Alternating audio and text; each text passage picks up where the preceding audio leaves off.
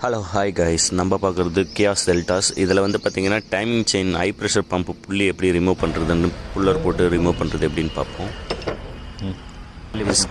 Screw driver இல்லைனா tyre liver இல்லைனா தட்டி எடுக்கும்போது என்ன ஆகுனா அந்த புள்ளி வந்து டேமேஜ் ஆகும். அதால் வந்து நம்மளுக்கு தேவையில்லாமல் எக்ஸ்பென்ஸ் தான் அதிகமாகுமே. இந்த புள்ளி டேமேஜ் ஆச்சுன்னா நாய்ஸ் வரதுக்கு, கம்ப்ளைண்ட் வரதுக்கு வாய்ப்பு இருக்குது. அதால் ஸ்பெஷல் டூல் போட்டு ரிமூவ் பண்ணுறது பெட்ரு. இது வந்து உண்டாய், கியா, செல்டாஸ், உண்டாய் வெஹிக்கிள், டீசல் வண்டி எல்லா வண்டிக்குமே காமன் புல்லர் தான். அதால் இந்த புல்லர் போட்டு டேமேஜ் ஆகாமல் எடுத்துக்கலாம். ஓகே ஃப்ரெண்ட்ஸ், நம்ம சேனலில் இந்த மாதிரி நிறைய வீடியோ அப்லோட் பண்ணுவோம். அதனால் மறக்காமல் சப்ஸ்கிரைப் பண்ணுங்கள். கூடவே பெல் ஐக்கனையும் கிளிக் பண்ணுங்கள். Okay, by.